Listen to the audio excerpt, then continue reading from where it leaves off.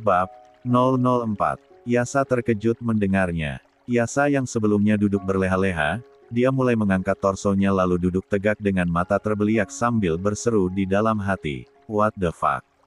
Hargai dia. Belajarlah menghormati perempuan karena kelak kamu juga akan jatuh cinta. Biar nggak salah bersikap, kamu harus mulai menghormati yang namanya perempuan, setidaknya dengan orang-orang yang ada di rumah ini. Bian menyampaikan dengan tanpa beban. Bian tahu kalau reaksi Yasa akan kaget setengah mati, oleh sebab itu. 25. Bian tidak merasa heran dan Bian juga sudah siap untuk segala protes yang akan segera Yasa layangkan. "Kamu diam berarti kamu setuju," kata Bian lagi. "Papa ini udah gila ya. Terlalu gila kerja sih, jadi otak papa tinggal separoh." "Yasa, jaga mulutmu. Ya habisnya papa kayak orang linglung aja. Papa kenal cewek itu sejak kasus penyerempetan kan. Cuma 5 hari doang. Bahkan belum genap seminggu. Terus secepat ini papa mau angkat cewek itu jadi nyonya di rumah ini. Papa nggak terima protes. Papa akan segera menikahi dia dalam waktu terdekat ini. Kamu harus terima, papa harap dia bisa jadi teman baik juga buat kamu." "Teman baik apaan? Selama ini papa sengaja menahan diri buat ngasih kamu mama baru, Yas. Papa rela hidup menduda selama lebih dari 7 tahun karena papa tahu kamu sulit buat mengenal orang baru. Untuk kali ini papa yakin, kalau kamu dan Widuri sama-sama cocok dengan status kalian nanti sebagai ibu sambung dan anak. Dia masih sangat muda, hanya terpaut 4 tahun saja dari usia kamu sekarang. Papa harap itu bisa membuat kalian cepat akrab layaknya seorang teman." Bian membeberkan beberapa alasan. Yasa masih enggan menerima. Setelah semua berkas diurus, papa akan segera menikahi Widuri. "Ya udah, selamat berbahagia. Aku akan pergi dari rumah ini," ancam Yasa. "Mau ke rumah mama kamu?" "Enggak, aku muak dengan kesenangan kalian masing-masing. Terserah kalian ajalah. Biar aku tinggal di rumah temanku sampai akal sehatku bisa menerima kenyataan yang menyesakkan ini."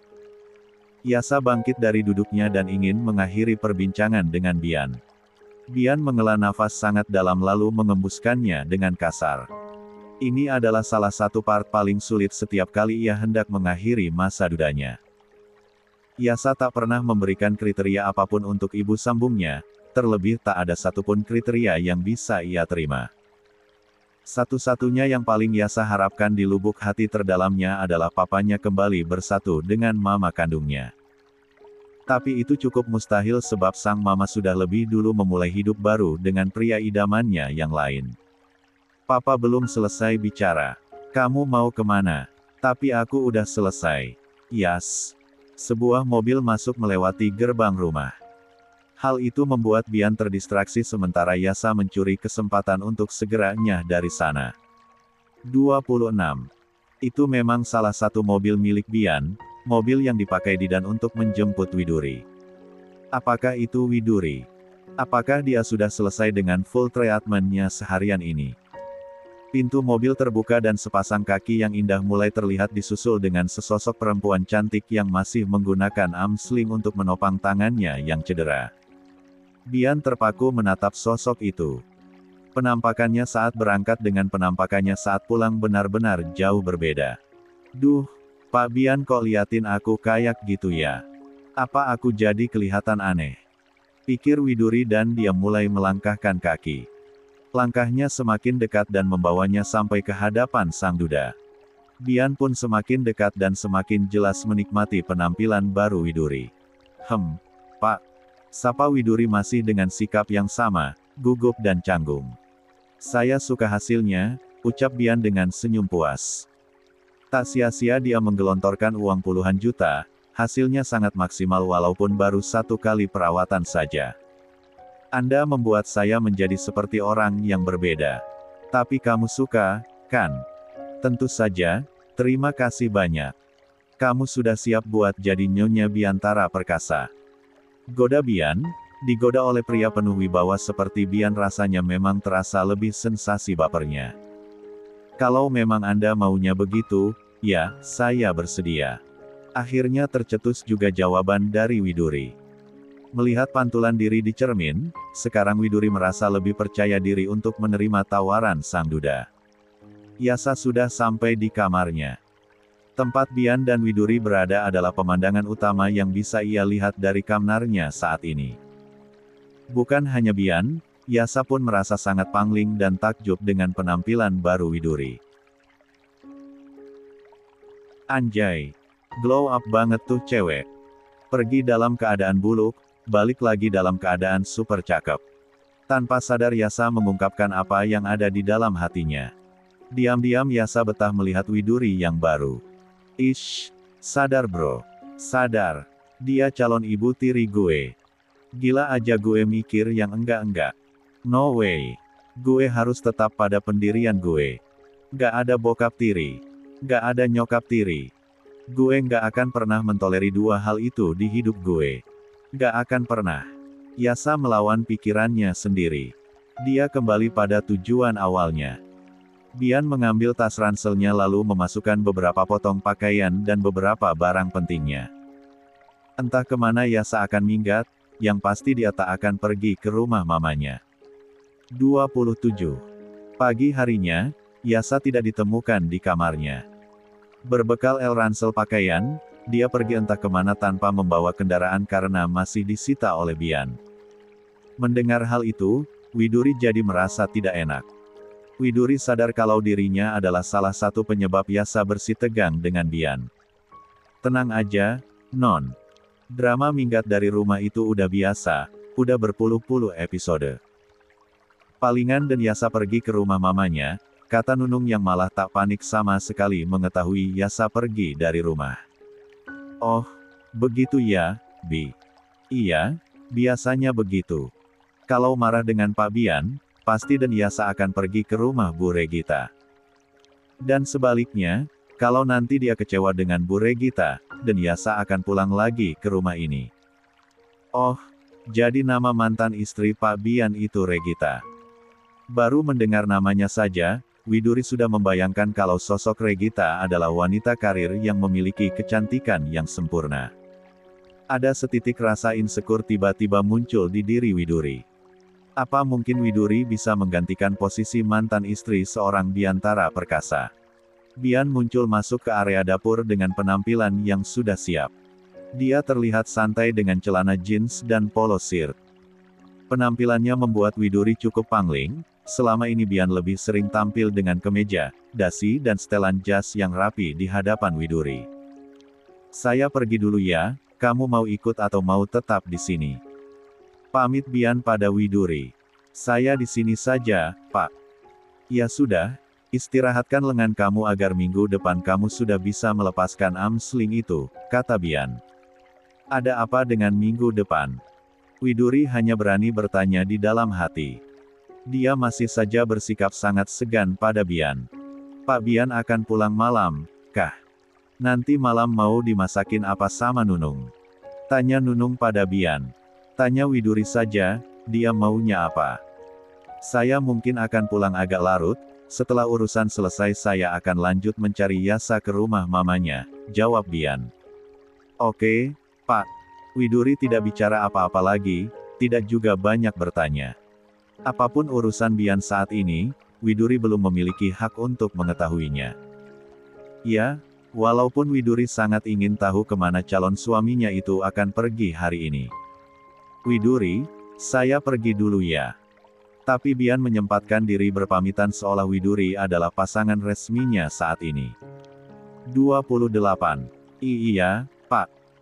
Setelah pamit, Bian pergi dan bahkan setelah orangnya telah pergi, aroma khas parfum milik pria 39 tahun itu masih bisa dirasakan menggelitiki penciuman Widuri.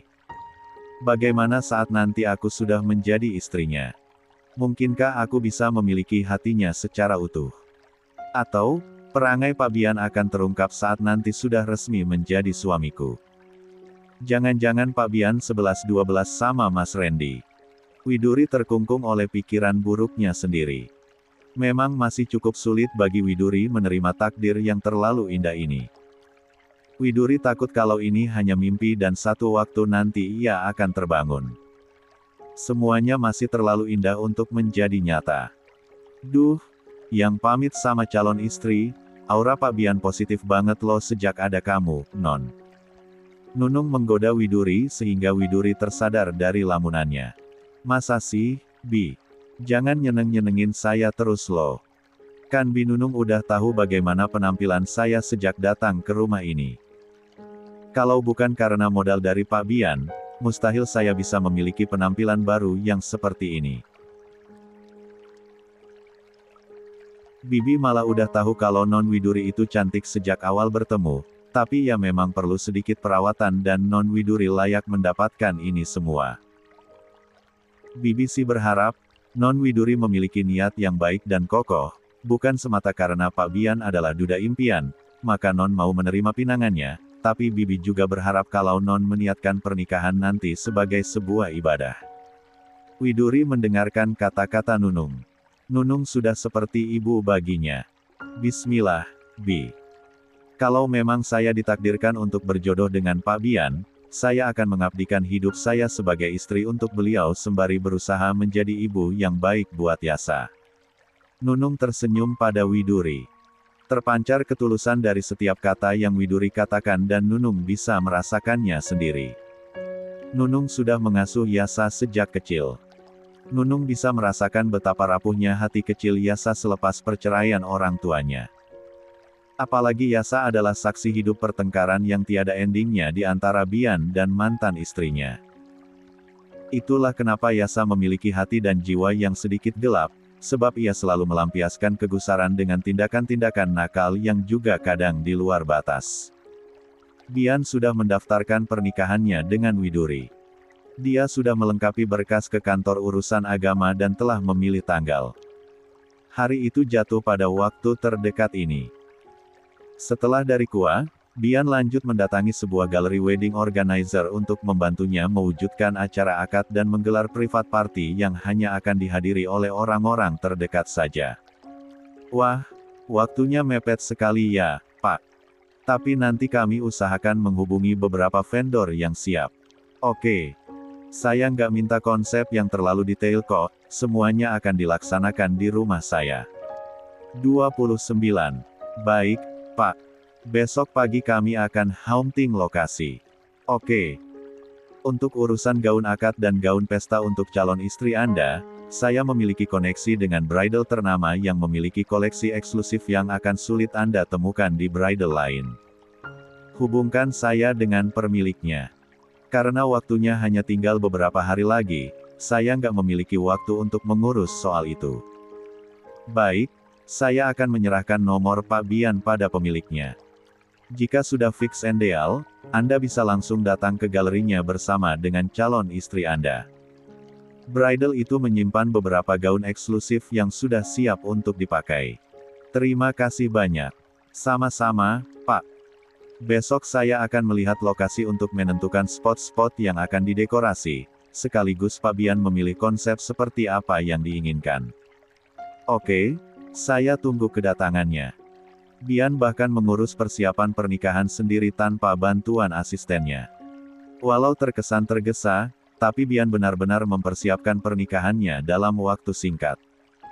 Mudah saja baginya sebab dia memiliki anggaran yang tidak terbatas. Waktu yang singkat dan mepet tak akan menjadi kendala untuknya menyiapkan pernikahan seperti yang ia inginkan. Urusan L dan 2 selesai, selanjutnya Bian mengunjungi rumah mantan istrinya. Sebenarnya Bian sangat malas, tapi untuk memastikan Yasa ada dan aman, Bian terpaksa datang ke rumah itu. Silakan tunggu di dalam, Pak. Saya akan segera panggilkan Bu Regita. Bian disambut dengan ramah oleh Art. Saya tunggu di sini saja, Bi. Tapi Bian memutuskan untuk duduk menunggu di teras rumah. Baik, Pak. Ditunggu sebentar ya. Art itu pergi lagi ke dalam rumah untuk memanggilkan nyonyanya. Sementara Bian duduk menunggu di sofa nyaman yang tersedia di depan rumah yang super luas itu, tak kalah luas dengan rumah Bian sendiri. 7 tahun yang lalu Bian melepaskan Regita untuk alasan mutlak yang tak bisa ditoleri lagi. Bian memergoki Regita bercinta dengan produser film ternama yang merupakan selingkuhan Regita selama 1 tahun terakhir. Bian pun melepaskan Regita dan mendapat hak asuh atas Yasa yang waktu itu masih berusia 9 tahun. Tapi, walaupun begitu, Bian tak pernah melarang Yasa untuk tinggal bersama Regita. Kegagalan bersama Regita membuat Bian tak ingin lagi mencari pasangan dari kalangan artis atau sosialita. Dia ingin memiliki istri yang lugu dan penurut dan sekarang ia sudah menemukan semua kriteria itu dari sosok Widuri. 30. Oh, ada tamu agung rupanya. Sesosok wanita cantik berusia 35 tahun muncul, dia menyapa Bian dengan sinis, tidak ada ramah-ramahnya sama sekali. Tolong panggilkan Yasa ke sini, pinta Bian sama dinginnya, tanpa melirik pada wanita bernama Regita itu. Yasa, dia kan sama kamu. Perasaan Bian mulai tak enak. Reaksi Regita menunjukkan kalau Yasa sepertinya sedang tidak ada di rumah itu. Jangan belang Yasa minggat lagi. Lanjut Regita dengan nada menghakimi. Dia lolos dari pengawasanku, mungkin dia pergi dari rumah tengah malam tadi, jawab Bian mencoba tetap tenang. Kan, apa aku bilang? Selamanya pun kamu tuh nggak becus jadi orang tua. Usaha dong buat bikin Yasa betah tinggal sama kamu, Mas. Kasian lo dia, jadi kayak anak yang nggak punya tujuan. Serta-merta Regita menyalahkan Bian. Mungkin apa yang kamu bilang emang benar. Aku dan kamu emang nggak becus jadi orang tua. Sentil Bian dengan tegas. Regita tolak protes. Itu memang benar. Regita akui kalau dirinya juga tak bisa menjadi mama yang baik untuk Yasa. Bisa nggak kalau pas kayak gini tuh jangan ngajak debat. Walaupun kita udah pisah, tapi untuk urusan Yasa, kita berdua adalah penanggung jawab utamanya. Kata Bian kesal. Salah kamu yang ngajak aku nikah di usia yang masih mentah. Ini akibatnya. Aku nggak bisa jadi mama yang baik buat dia. Sekarang usia kamu udah matang. Usiaku juga. Kita bisa jadi lebih baik sekarang. Ya gimana ya? Yasa udah terlanjur mengklaim kita sebagai orang tua yang buruk. Please. Bisa nggak sih optimis dikit aja? Demi Yasa. Bian semakin emosi. Memang sulit bicara dengan Regita yang selalu mencari pembenaran atas kesalahan yang telah ia perbuat. Inilah yang disayangkan oleh Yasa. Bertahun-tahun dia hanya mendengar pertengkaran dan perdebatan seperti itu. Saat masih menikah dan bahkan sudah hidup masing-masing pun, Bian dan Regita bagai air dan api yang tak bisa disatukan. Kamu punya kontak temannya kan? Please cari dia ke beberapa temannya, aku juga mau cari dia ke beberapa temannya yang lain, pinta Bian dan kali ini agak menurunkan nada bicaranya untuk menjaga situasi tetap kondusif. Aku cuma nyimpan nomor Elias sama Jody. Ya udah, tolong kamu datangi rumah mereka, jangan dikontak dulu, takutnya kalau dikontak dulu nanti mereka malah nyembunyin Yasa. Oke. Regita akhirnya pasrah dan akan bekerja sama untuk mencari keberadaan Yasa. 31. Aku akan coba cari ke rumah teman dekatnya yang lain. Hubungi aku kalau kamu udah menemukan dia. Aku juga akan kabari kamu kalau misalnya aku yang lebih dulu menemukan Yas. Oke. Tapi aku nggak simpan nomor kamu masih simpan nomorku, kan? Heh. Regita tersenyum kecut mendapati Bian sudah tidak menyimpan nomornya. Regita jadi kesal mendengarnya. Aku masih simpan nomor Binunung. Nanti aku hubungi dia aja. Jawab Regita ketus. Ya udah. Aku rasa udah nggak ada yang perlu dibicarakan lagi. Aku pamit. Tak menunggu lama, setelah dirasa obrolan sudah selesai, Bian langsung memutuskan untuk pergi. Silakan. Tukas Regita masih dengan ketusnya. Bian tidak melihat lagi ke arah Regita dan langsung pergi menuju ke mobilnya. Sosok Regita sudah hilang di dalam hati Bian, terpaksa ia berurusan lagi seperti ini hanya demi urusan Yasa. Regita menyaksikan kepergian Bian dari halaman rumahnya dan dia sungguh sangat cemas pada Yasa sepeninggal Bian. Kamu minggat kemana sih, Yas? Gak mungkin kan kamu minggat ke rumah oma opa di Aussie. Gak mungkin juga minggat ke rumah nenek kakek kamu di Bandung, cemaskan Regita. Setelah tamunya sudah benar-benar pergi, Regita pun kembali masuk ke dalam rumah untuk bersiap. Dia akan mencari Yasa ke rumah beberapa teman dekatnya. Yasa justru pergi ke rumah temannya yang tinggal di sebuah pemukiman padat penduduk. Bukan di rumah kawan Mia yang sama-sama anak borjuis. Duh, jadi malu gue Yas. Mana mungkin lo bakal betah ngumpet di rumah gue. Gue aja tidur tumpukan sama adek gue, kira-kira betah nggak lu? Ajak Roni. Yasa masuk ke dalam rumah petak sempit yang jauh dari kata nyaman. Di rumah itu tidak ada sekat antara dapur dan ruang utama, bahkan kamar orang tua Roni hanya berpintu tirai usang yang sudah robek-robek. Lo tidur di mana? Tanya Yasa jadi kurang yakin.